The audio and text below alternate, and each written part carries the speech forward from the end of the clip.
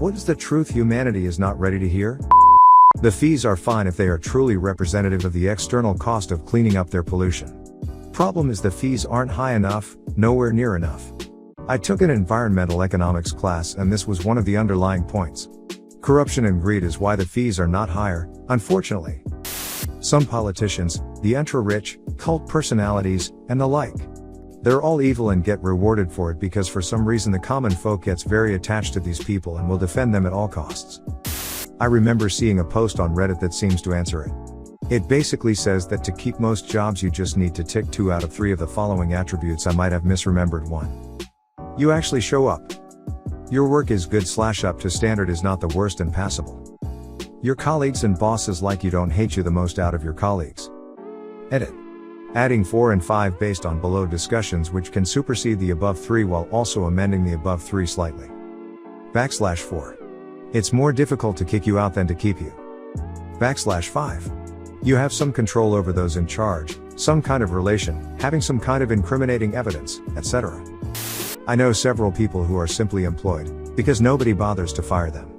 Most team leads have absolutely no incentive to go through all that trouble, it's not their money after all. If you keep a low profile and don't cause extra trouble, you can get away with complete incompetence. Well, I know why some of my colleagues were previously kept in the job, thought ticking at most 1 if you're being very, very generous, of the above. They were kept so company can obtain some grant that they otherwise might not be able to. From the financial POV, there is an obvious benefit. Or just check the 4th box, that is, the company has a high turnover and not many people apply.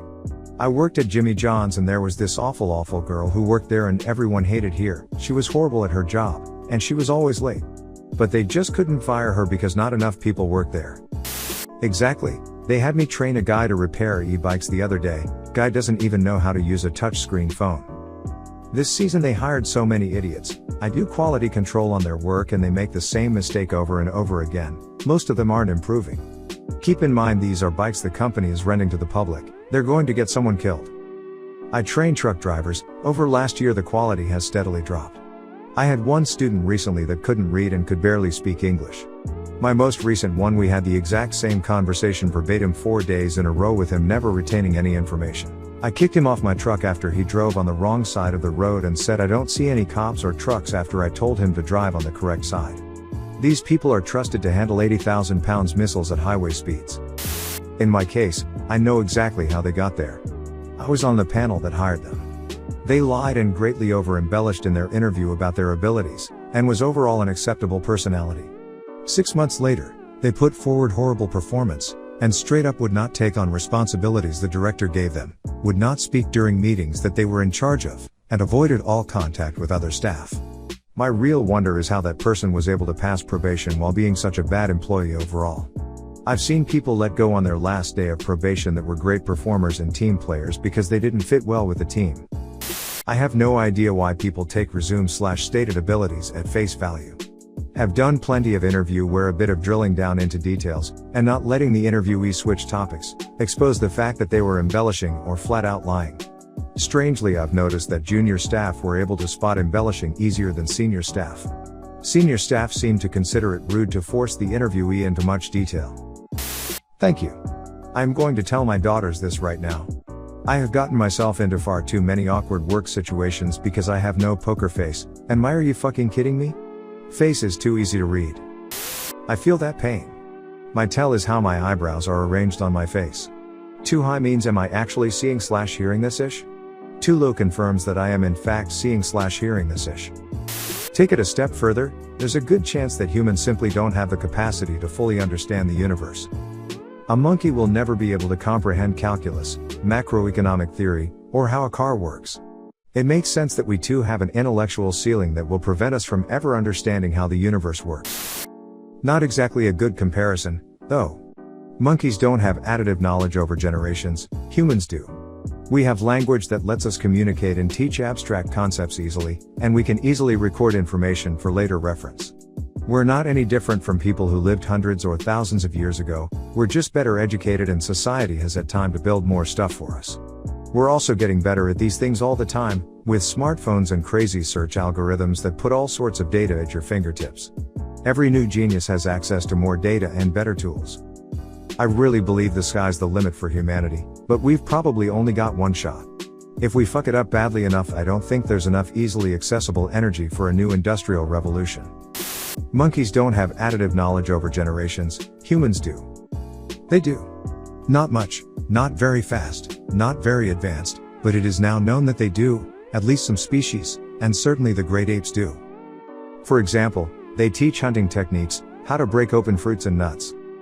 The great apes are more fertile in that way, and apes that are taught to sign will often teach it to their kids. Wild bonobos and chimps, despite being quite similar, have different cultures, and I think there was an example of a troop of chimps having bonobo culture. And those are all very cool things that those monkeys and apes can do, but they're not the same as what I'm talking about. They teach things like hunting and opening fruits and nuts by demonstration. It's highly debated how much they can really tell another individual about how to hunt an animal or crack a nut they've never seen, and those skills disappear within a couple generations in the absence of said fruit or nut.